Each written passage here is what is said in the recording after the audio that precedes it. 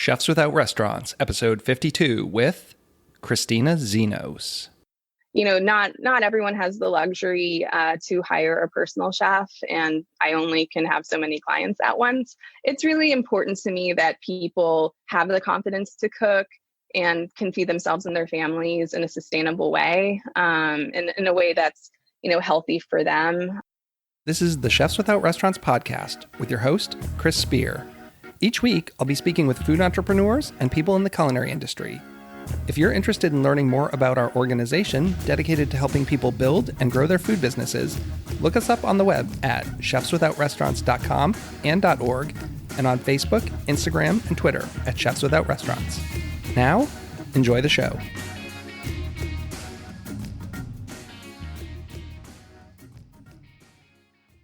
On this episode, we have Christina Xenos. She's a Los Angeles-based personal chef and owner of Sweet Greek Personal Chef Services. She's also a recipe developer, does cooking classes, and is the co-author of OPA, the Healthy Greek Cookbook. She was also recently on an episode of A New Leaf on NBC and the cooking channel's Food, Fact or Fiction.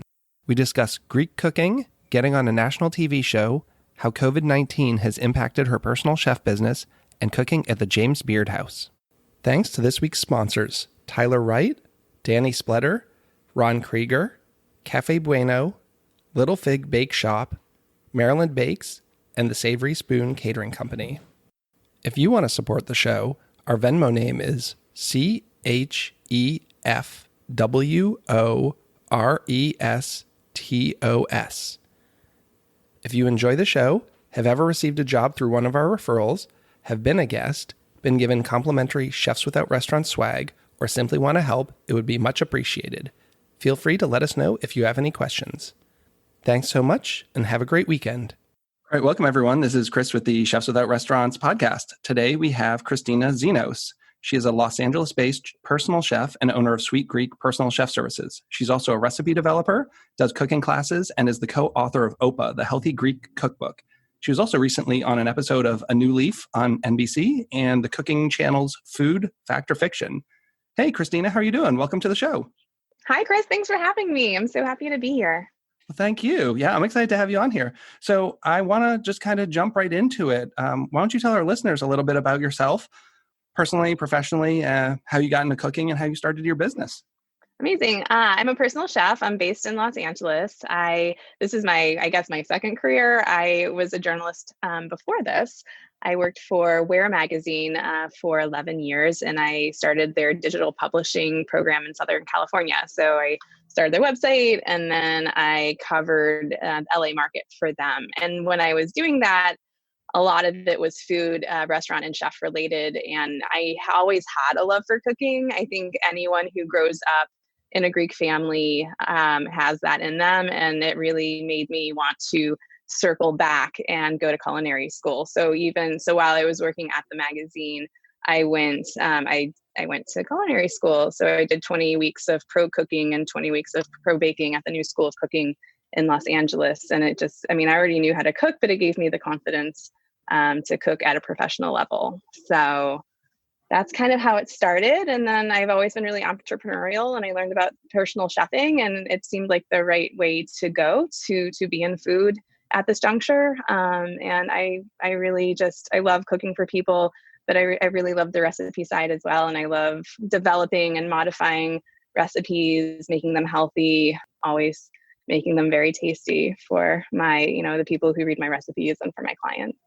So you never really wanted to get into working as a line cook in a restaurant, it sounds like. My first job ever, I grew up in Dayton, Ohio. And my family, we lived down the street from NCR Country Club. And we all know NCR, they make National Cash Register. They make a lot of the cash registers you still, that you see in grocery stores everywhere. They had a country club. And when I was 15, I worked banquets, and I worked in the kitchen as an expediter. And that was in the 90s, and I was really young. And it was just, it was a fun environment. But, when I was in my late 30s, it was maybe an environment I wasn't excited to go back to. And I'm, really laid back, and I like to be the one in charge. So it just made more sense to start running my own business. I do love restaurants, and it would have been a fun path to be on had I started in my 20s as a line cook, but I just, at this point in my life, I just didn't really want to go back to that. Yeah, and a lot of people start younger, and then by the time they hit their 30s and getting into their 40s, have decided the lifestyle is not something that's really conducive to having a family or just physical, mental health, all those kind of things, which is why, I have so many members of my Chefs Without Restaurants community, because they just, for whatever reason, don't want to work in restaurants.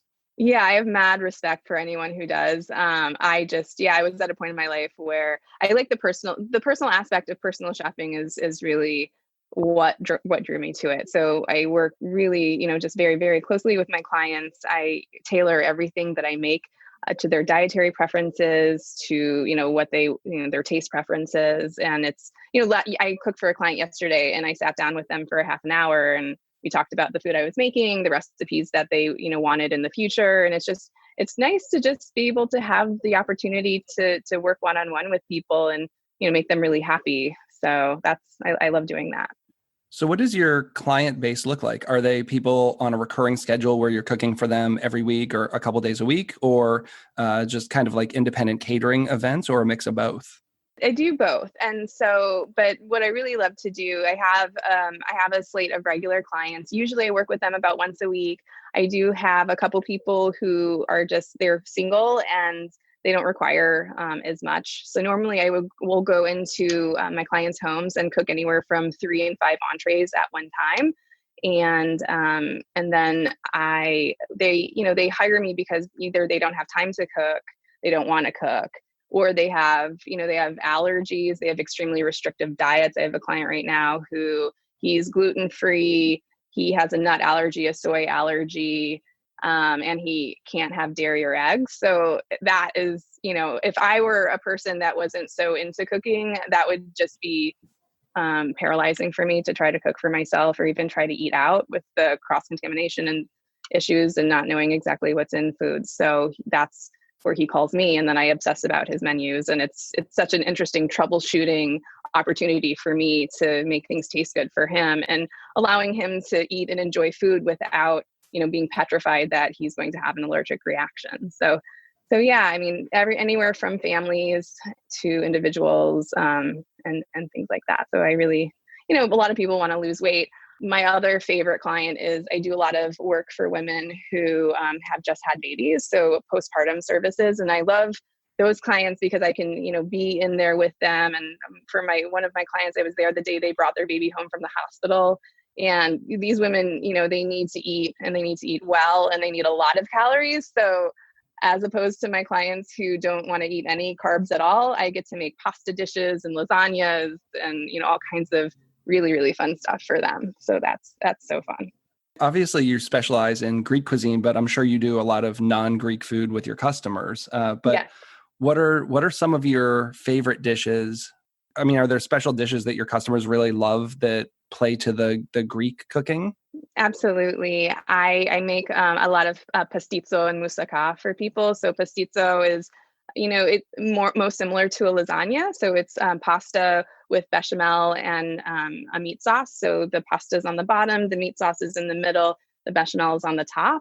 And it's different from lasagna because when Greek people make meat sauces, we use a lot of warming spices like cinnamon, nutmeg, and allspice. So my clients really like that. Moussaka is very similar to pastizo, but it's made with eggplant, sometimes eggplant and zucchini or eggplant and tomato, meat sauce, and then the bechamel on top as well. And then I think my signature dish would be my spanakopita, and that's a spinach pie, spinach and feta, scallions and herbs, and in between layers of phyllo dough. And so whenever I make that, people are very happy. I had a Greek client last year, and I was making spanakopita for her every week. I saw your episode of A New Leaf, and you were teaching them how to make that, and it looked so delicious. It was so great. It was so fun to have them over, and we just had a blast in the kitchen. And it's, they had, made it, but everyone's recipe is a little different. So I love kind of showing people my perspective. And my spanakopita is my Aunt Margie's spanakopita is my favorite. And that seems like something that's kind of daunting, I guess, if you've never made it. I think there's always a fear of cooking another cuisine that you're not used to, that you don't grow up. Like when I think about making that, I'm like, I don't know. I don't know if I even want to go down that route. Yeah, I think especially with the phyllo dough, a lot of people aren't used to handling it. So once I think you have the confidence with that, and when I teach spanakopita classes in person and online, and once I just give people the confidence that phyllo is actually really forgiving, and even if you get a bad batch that might be dry and falling apart, you can still work with it. And I show them some tricks to working with it. And I think, then they feel more confident to branch out and make their own spanakopita or any other pies that require phyllo. So, and then if they really, really hate it, I tell them they can make it with puff pastry. It's a little different, but there's a way to do it.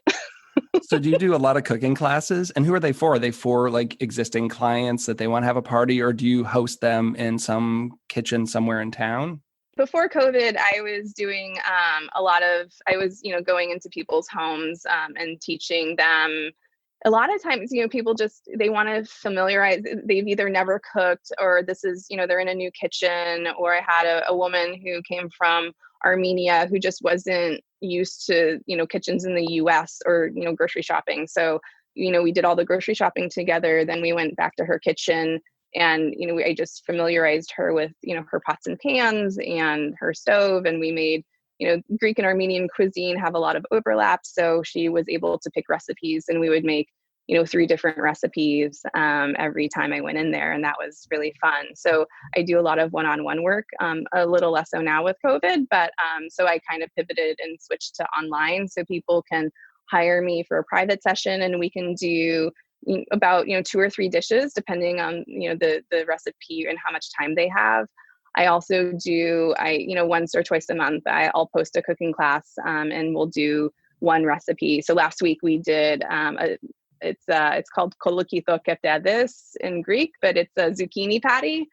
So we did a class on Zoom for that. And it's just kind of we made some tzatziki to go with it too, but they're really kind of quick and easy recipes. The classes are about an hour and a half long. So we can do both. And then before COVID, I also had some classes through a website called Eat With, which is really wonderful. It's all over the world, and it's hosts in their specific city hosting dining experiences and cooking classes. So I had people, I would list my experience online, and people would buy tickets, and then they come to my house and we would do the cooking class there. And that's how I do my pop-up dinners as well.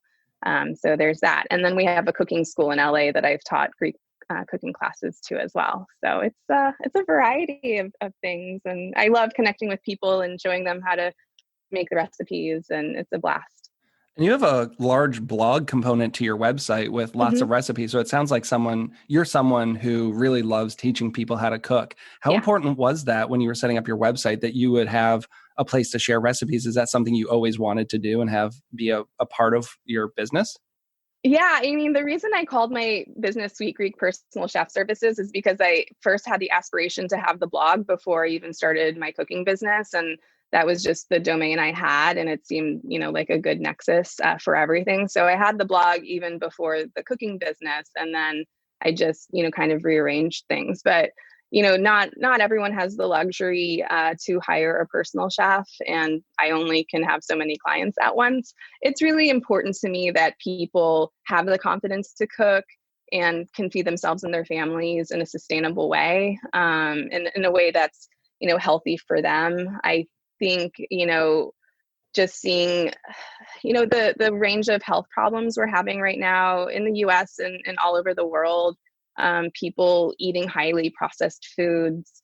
I would, just because they don't think they have time to have something fresh, so they put in a frozen pizza. And there's always a time and a place for frozen pizza, but you can't, I would prefer them, not to have to do that every day. And knowing that if you have a few simple ingredients, you can come home and within a half hour, you can have food on the table for your family. People just need a roadmap and confidence to get there. And I try to show them that, something that looks beautiful doesn't have to be complicated. So that's why it's the cooking videos and the website are really important for me to teach people that they can do it, and they can do it, pretty easily. We're making pizza at home tomorrow. And I think that's one of those things that scares people. And it's pizza dough is literally just flour and water. It might have Yeah, a it's not pinch of hard. salt. Sometimes people put olive oil. And then my sauce is just San Marzano tomatoes, hand crushed with a little olive Yep. oil, and then cheese. And it's really easy. And I think, It's so if easy. I'm a big fan of like pan pizza. So just take up a quarter pan and put a little oil Yeah. and you can do that. And I think people teaching them how to do that. So I've done a lot of tutorials on doing pizza during Oh, I love quarantine now because that. I wanted people to figure out how to be able to do that. So how did your business change during COVID? Like, did you have to change best practices or how you're interacting with your customers and going into the houses and stuff? I mean, we're all dealing with that. So I assume you have a little of that. Yeah, I mean, it's all been, I mean, I look at this year as just a constant evolution. And I learned early on that you can't plan for everything, I guess. So I was actually in Sicily from January until March. I was doing Cook the Farm at the Anna Cooking School because I wanted to study food systems in the Mediterranean. And it's a fantastic program. And we studied everything from wheat cultivation to wine production, vine pruning, everything.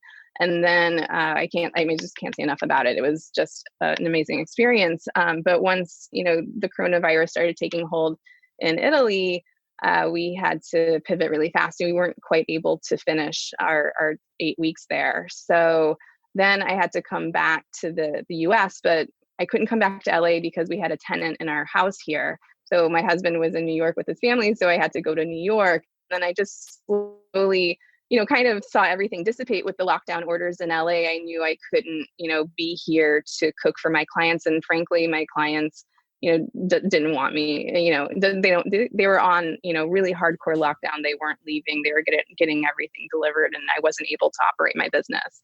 And slowly as things have started to loosen, I've been able to get back with pretty strict protocols, just everything from, wearing a mask the whole time, which is extremely difficult when you're cooking and trying to smell and, taste things and then just extreme sanitation and, scrubbing everything down. So, just not wearing, I have a pair of shoes that I wear just in my client's house. I wash them after every time I cook and, extreme sanitation, being really careful at grocery stores. I only go to grocery stores that have really strict protocols in place with how many people they let in at a time. And, they have, just like Trader Joe's in LA, we, they have arrows on the ground that you follow to maintain social distancing and things like that. But it makes me feel a lot safer, especially when I'm out, 3 or 4 times a week at a grocery store, which, most people are not.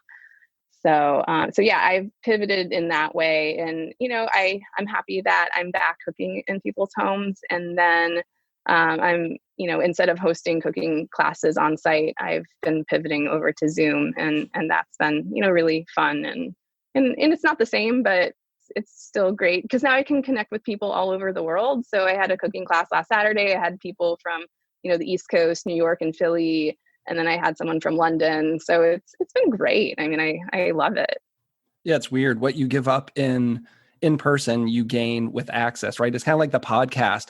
I don't know that I would ever have had you on this show because who knows how we would meet up in either LA or out here in Maryland. And now it's like, well, I love the sound of the show in person and the feel is great, but I'm also getting to interview these people from all over the world now that I never would have had a chance. So you figure out how to adapt, right? Yeah, I think it's all about adaptability and it's all about, if something doesn't go the way that you had planned to just be okay with it and, figure out a new way. And, when I left Sicily, I had 5 plane tickets because I just didn't know what flight was going to take off. And it's just, knowing that we've never had anything like coronavirus in our lifetime before. So it's, just knowing that your decision might not be the right one, but it's okay. And just figuring out, your own way and just feeling okay about it. Cause, it's hard to, when you don't have all the information or you don't have the experience to base a decision on, finding a way to do it and being okay if it wasn't the right one. That's for sure. Being flexible, right? Flexibility is the big word right now. Flexibility and adaptability. That's all that you have right now. And some would argue, I mean, we should have probably been thinking about this a little more. I mean, I think some businesses were really well prepared for this. I mean, Hmm. as prepared as you can be, but some businesses Right. are always evolving and always thinking of the next thing. And then a lot of businesses don't, and they just kind of got caught in this oops scenario where now they're backpedaling, trying to play catch up.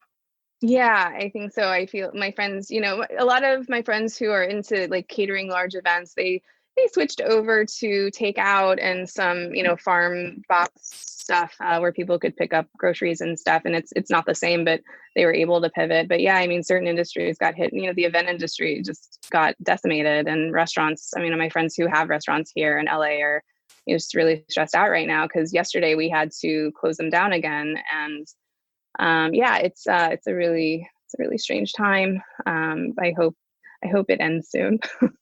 Me too. So I know you have the one cookbook. Do you have plans for another cookbook to come out? Yeah, so my friend Emily and I came up.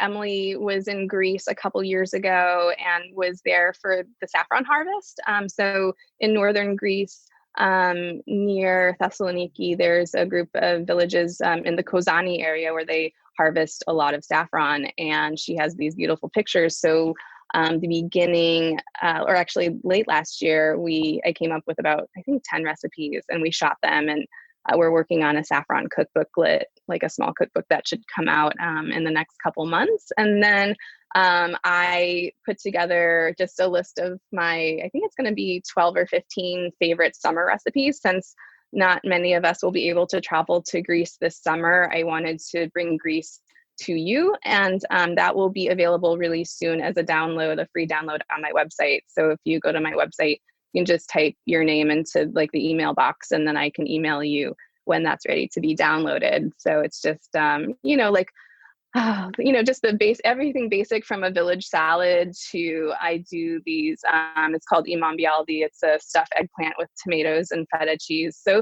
the quintessential recipes that you would be eating at a seaside taverna, and that we're all missing right now. And then like lobster pasta, which is my favorite thing to eat in Greece during the summer. So I'll have all that ready soon for people to download and create Greece at home in their own kitchens. And the idea that you're doing it for free, just again, because you love sharing recipes with Yeah. people. And, I think that's great, giving them a little something right now when there's so little out there for people. Well, we're all cooking whether we want to or not more than ever before. So it's my mom is going crazy. She's like, I am so sick of cooking and finding new ideas. So it's just I like to point her to new ideas and just give people, new ideas so they can get out of the same stuff over and over again. Because I think it's just exhausting when you're cooking 3 meals a day and you're trying to find, new ideas. And it's my passion, and I'm fine with it, but I know that's not what everyone wants to be doing all the time. Yeah, I have twins at home who are almost 8. My Oh in-laws my also gosh. live with us, so there's 6 in the house. And today at lunch, we made 4 separate lunches. Like, I used to never have to do any of that. My wife went to work and my kids went to school. And now today, like after we deal with breakfast, then it's lunch. And it's like, I had tacos for lunch, and then my son had a bowl of soup, and my wife made a quesadilla, and my daughter had like an egg and cheese bagel. It's like, this is Hmm. so much work just doing lunch for 4 people. And now I've got to turn around and do dinner for 6 people again tonight. When am I going to get anything done? I mean, I can totally sympathize with you. When I was with my husband's family in New York, there were 8 of us. There were his parents, his sister, her husband, and their 2 kids who are in high school, and myself and my husband. And Angelo, her husband, and I, we split cooking dinner every day. But then, yeah, lunch came around, and I mean, people. It was just I would just sit in the kitchen because that's where I would set up with my computer and just like watch the wave of people, just come in. And thank goodness they have 2 dishwashers because we were constantly running dishes and loading and emptying the dishwasher and just constantly cooking and cleaning up. And it's just crazy. But I have enjoyed cooking more at home. It's given me a chance to do some fun cooking with the family, teaching my kids to cook a little bit, definitely That's some great. R&D stuff, again, keeping the blog component going. I was kind of running dry for a while because work had been really good. So not really having the time to try new Right. dishes, type them out, photograph them, all that Sure. stuff. So I've been able to do a little bit of that, which is nice. I mean, it would also be nice to be getting paid more. Yeah, it's just now we know, like, and then the work will eventually come back, and it's at least that was what I was telling myself in the spring. I'm like, I know it's going to come back, so this is the time I'm going to come up with new recipes, like get everything else down and on the blog, and kind of just organize everything and get it ready to go. And it was fun to have that time. I was doing like 2 cooking videos a week. It was really great. And I rarely have that time. I also was, baking sourdough bread, which everyone was doing, but I'd never had that time before. So how did you end up on both an NBC TV show and the cooking channel? I mean, I'm sure people kind of want to know what's the secret sauce to getting on a major TV program. it's partly being in LA, and they film a lot of that here. For the cooking channel, I had hosted a pop-up dinner through Eat With, and the showrunner and the director came to my pop-up. They wanted, to do a Greek dinner, and they and their friends came, and it went over really well. And then they were doing a show about I think it was last season, and the theme of the show was all about Chicago. And saganaki is a dish all over Greece, but it was first flambéed in Chicago. So it's not a Greek thing. The Greeks never really did that, but there was a guy in Chicago who wanted to add a little extra pizzazz. So he, brought out the cheese and set it on fire. And so I was the Greek expert on that segment for the Food Fact for Fiction, which was super fun to film. And then for A New Leaf, the producer, John and Peter, were both of Greek descent. So A New Leaf, sorry, it was on NBC. It was the kind of the more you know. So it's educational programming on Saturday mornings. And this was in partnership with Ancestry. So the whole theme of A New Leaf is people discovering their ancestry, and they create a show around that. And so John and Peter, both had Greek heritage that they discovered through Ancestry. And then they had recently gotten married, so they wanted an activity to do right before their marriage party. So they came over and we all made spanakopita, and then they served spanakopita at their marriage party, which was really fun. So yeah, the producer, I think, just found my website and contacted me, and I had a video village in my living room a couple of weeks later. So it was really fun, a great experience. I love doing television. And it's been great to be able to champion Greek cuisine in that way. And I think another good reason to have a blog component of your website, I mean, it's obviously good for SEO and finding, people finding you on the internet when they Google Greek cuisine or Greek chef or something like that. It seems like you have a large fan base. You have like 23,000 followers on Instagram or something like that. How did that happen? And when did you start your Instagram, and how did it grow?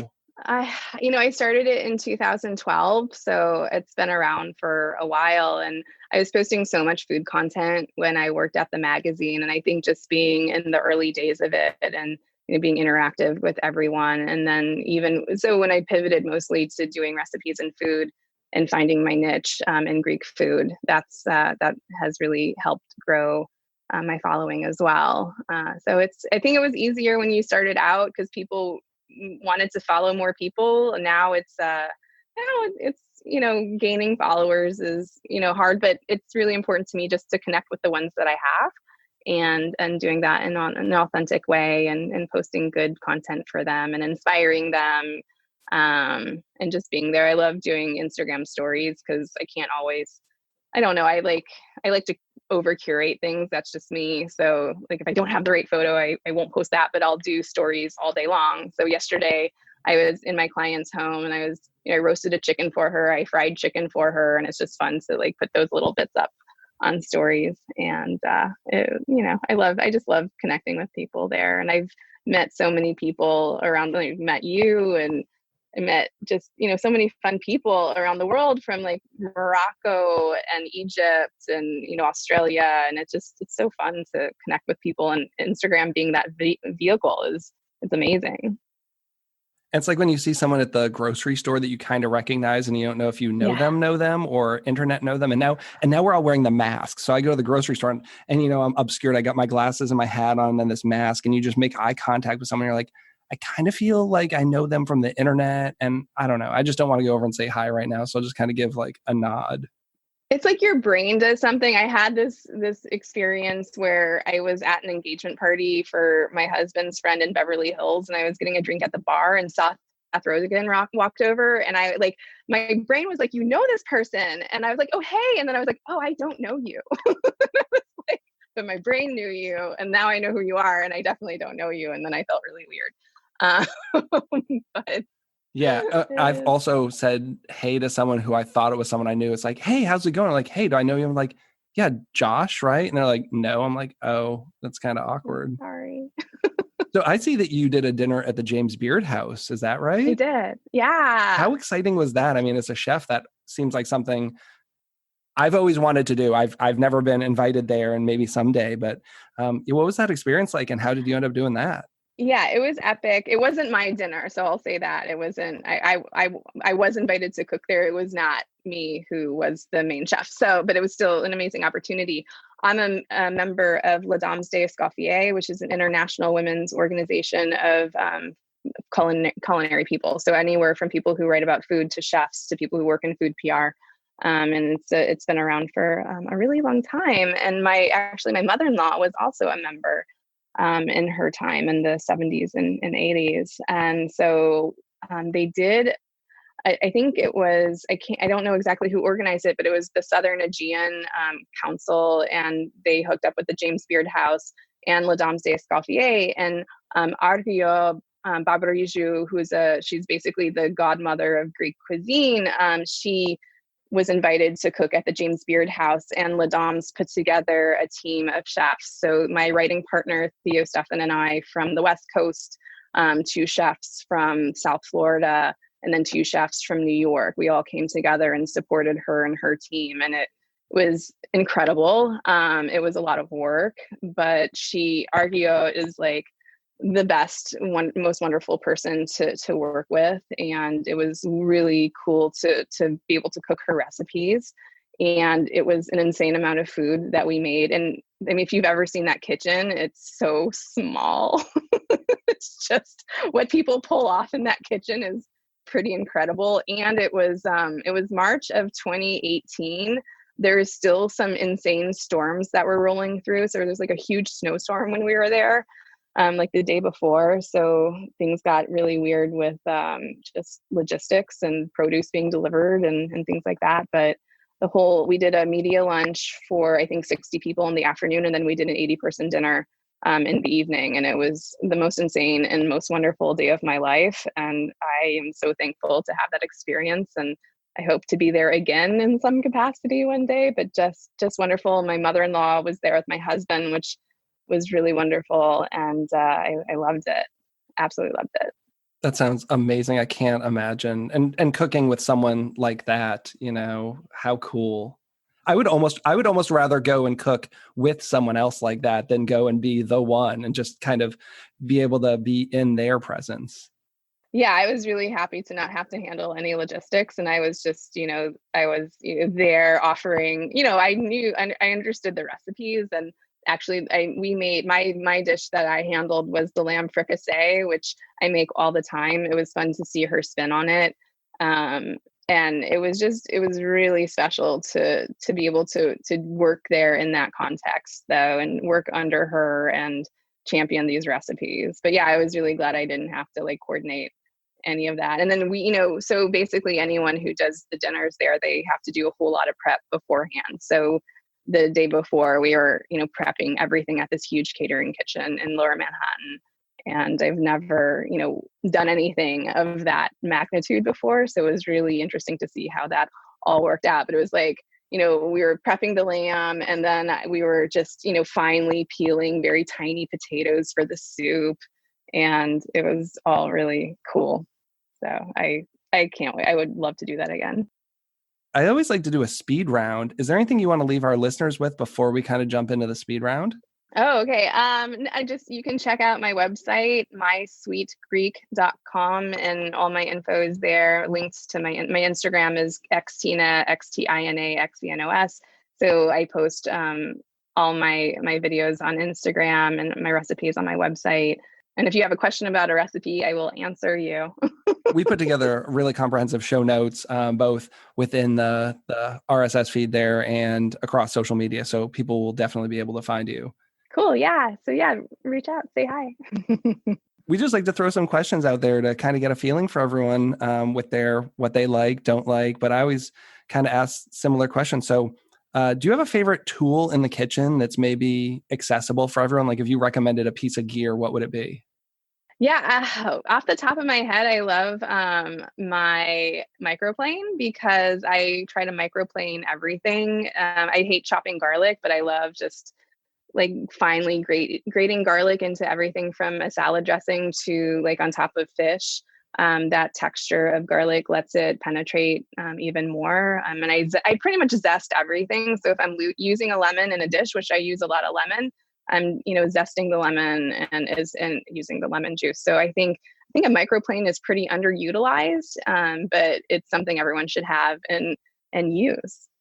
I just noticed yesterday that my blades are getting kind of dull. They get the spots. They're like 6 inches long, but there seems to be like a 3-inch spot kind of in the middle where it's dull. And it's like you have to kind of move to the top or the very bottom. I was Yes. doing chocolate, which should shave really easily, but I was shaving dark chocolate on You're top of like, my tiramisu. And I'm like, why is this blade not shaving the chocolate? This is not how it should be. Do you have a favorite dinner food memory? Like, is there a restaurant or at a family member's house? Is there a meal that jumps out at you as being particularly special? I'm gonna say it's my husband and I are hitting our next weekend is our 5th anniversary. So we had a really small wedding here. I didn't want to plan a big wedding, but we also had 3 weddings, so we could, see everybody. But for actual wedding, we rented a house in Topanga Canyon, and we had just our immediate family. So there were 11 of us total. And my friend Greg Hazinski, who is the executive chef of Strand House in Manhattan Beach, who had gotten married the weekend before, came up and cooked. We got to work together on the menu, and he created this amazing dinner of everything that I wanted. So it was like caviar, fresh pasta, beef tartare, an incredible cheese spread.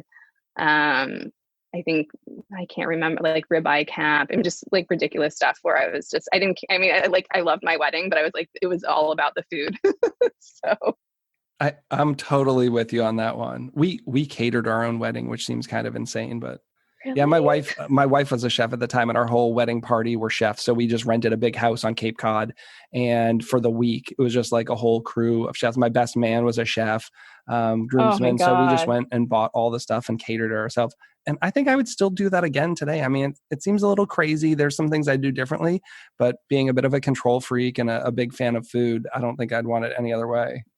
Yeah, I made my own wedding cake. I made a carrot cake, but the problem was the house. We couldn't get the air conditioner to work really well. And air conditioning in LA, no one thinks you need it, but that day was a little warm and the frosting kept melting off the cake. And I was like trying to do my hair and makeup and then ice the cake. And Greg was just laughing at me. And he's like, I'll help you. And I was like, you can't help me. I'm going to do it. That's So literally the only thing we didn't do. We paid for someone to make the cake. I'm not that crazy. it was fun. I love making cakes. It was fun. I enjoy them, but they don't look the way my cakes are delicious, I think, if I do say so myself, but the icing technique needs a lot of work. So that's something that I've continued to work on myself.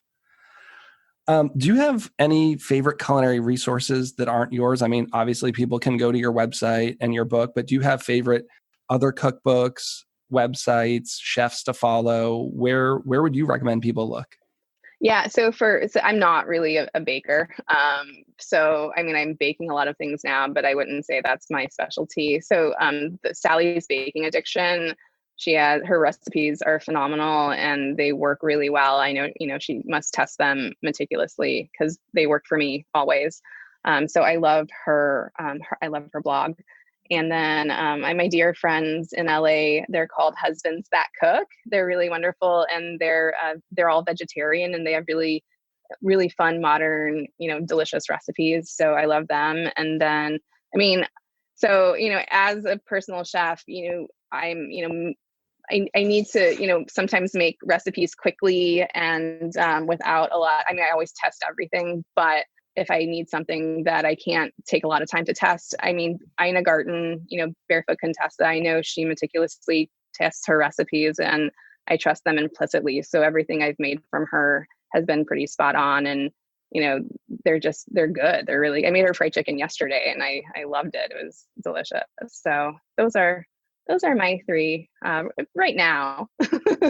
There's so much information out there. It's almost overload. I have a tendency to want to make fried chicken and then I'll go on the internet and Google it. And it's like, I'm going to go to Serious Eats and see what they're doing. They're like, but then I'm going to go check out this recipe from some chef on food and wine. And next thing you know, you have like 7 recipes and they all have different temperatures and different techniques. And it is, you can definitely overdo it. And everyone's got an opinion. And at some point you just have to go with one of them. I do have to say Serious Eats for really technical stuff. So I've been making a lot of octopus lately and experimenting with that. So I did a pressure cooker octopus and then I've done sous vide octopus. And both the pressure cooker and the sous vide from Serious Eats, the techniques have worked out really well. Sous vide has been by far the best. And yeah, so they said to sous vide the octopus at 175 degrees for 5 hours. And it has turned out like the best octopus I've ever had. So I'm cooking a party for 4th of July and I have 6 octopus in my fridge right now that I'm going to sous vide for that party. That sounds amazing. Do you do anything after you sous vide it? Do you throw it on the grill to crisp it up? You char it off on the grill. Yeah. Oh, that sounds delicious. Amazing. The best one I ever had was made in a Rational combi oven. So same kind of idea because you can adjust the temperature and humidity, but who has a combi oven? I mean, professional kitchens, but like I don't have one at my house. Right. Yeah, great tip. So I also share those with people so that they can find some great culinary resources. Well, thanks so much for coming on the show. This was great. I'm so glad you made time for us. And thank you. I hope it's been great to talk to you. I hope people follow you and find some inspiration in Greek cooking. I'm a big fan. And like I said, now I'm having to do all my own Greek cooking at home if I want it. So well, at least it's grilling season, so you can just put everything on the grill and we're grilling everything right now. I have no desire to heat up the kitchen in my house. Oh gosh, no, I know it's so hot. So, have you done pizza on the grill? Not this summer. So I have in past. I mean, and I went to culinary school at Johnson & Wales, and in Providence, El Forno is like one of the places. I think they literally invented like the grilled pizza. So I was big on that for a while. I'm really trying to get the technicalities of pizza cooking. Like I have a baking steel, which I love, and it does really great, especially in the house. A couple times I've put that on the grill, but I'm exploring pan pizza a lot. I have trouble pitching I make this dough and it's beautiful and I put it on the peel and then I go to throw it and it doesn't slide right and it tears and then you have this big mess. But I grew up eating a lot of Greek pizza, which is pan pizza, isn't it? And, so where I grew up in my hometown, there were no Italian pizza places. They were only Greek. And it was always like that somewhat greasy, crispy pan pizza. I think it came from Detroit. I think it was like the Greeks in Detroit who did that. And then it kind of spread across the U.S. But so that's what I grew up. I love that. I don't like that kind of chewy, doughy with the flour residue pizza. It's like the crispy crust. So I bought some really awesome Lloyd's pans, makes these amazing like stick resistant pizza pans in all different shapes and sizes. And they're really awesome, high quality. So this summer I've exclusively been working on those. I was using like quarter sheet pans and half pans, but they warp under high temperature because they're not really made to go in a hot oven. That baking still gets to like 900 degrees, but these pans are awesome. So just like a light coat of oil and make your dough. And then you don't have to worry about pitching it or anything. And you just build it in the pan, throw it on the baking steel and then take it out and put it back in, for like 2 minutes just to crisp up the bottom. Oh, I have to check that out. That sounds amazing. I've got recipes. I can point you in the right direction for both pans and pan pizzas. But so that's what I loved. I grew up with those like Greek pan pizzas. So Detroit Greek, huh? Interesting. Yeah. I have a lot of family from Detroit, so I'm always there eating. Yeah, I could eat pizza every day. Thanks again for coming on the show. This was fantastic. Thank you, Chris. This is so fun. Thank you. So to all our listeners, this has been the Chefs Without Restaurants podcast. As always, you can find us at chefswithoutrestaurants.com and .org and on all social media platforms. Thanks and have a great week. Thanks for listening to the Chefs Without Restaurants podcast. And if you're interested in being a guest on the show or sponsoring a show, please let us know. We can be reached at chefswithoutrestaurants@gmail.com. Thanks so much.